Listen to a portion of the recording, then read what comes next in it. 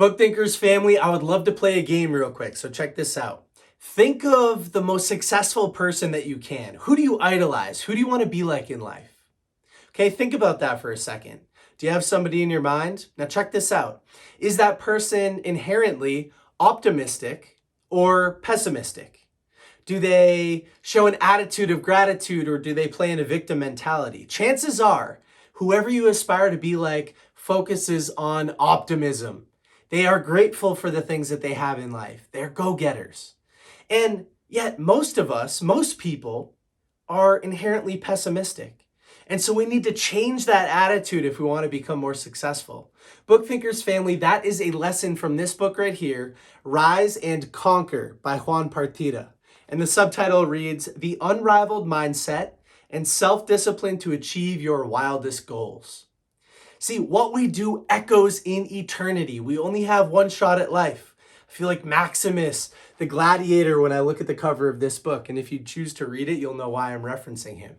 See, I love that warrior attitude because the warrior is not pessimistic. The warrior is always focused on the battle. They're always focused on self-improvement. They are self-disciplined machines.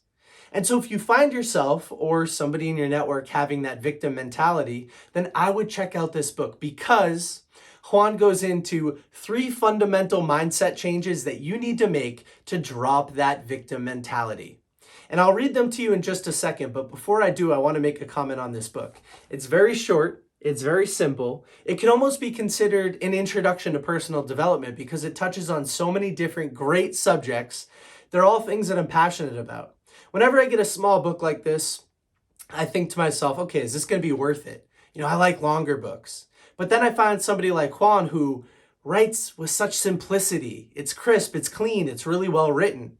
It's actionable. There are so many cool insights that you could take right out of the book and adopt into your life, such as the thing that I'm about to read right now. So if you're somebody who's just getting into this genre, give this book a shot. And if you're somebody who's been in it for a while, then this will help you refresh a lot of the fundamentals that maybe you're not paying attention to, or maybe you haven't been showing enough love to. So check this out. To own your life, you need to implement these fundamental changes in your mindset.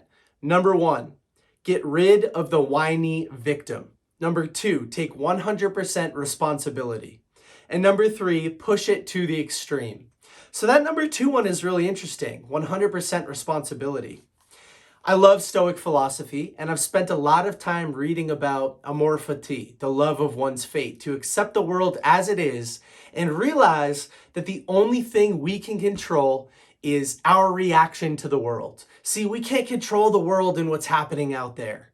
A victim, though, says, see, it's not my fault, it's the world's fault. But somebody who's more of a warrior, right? That person says, you know what? I don't care what happens out there because I'm going to respond to it with optimism and gratitude and positivity, and I'm going to take control of what I can take control of, which is my mind.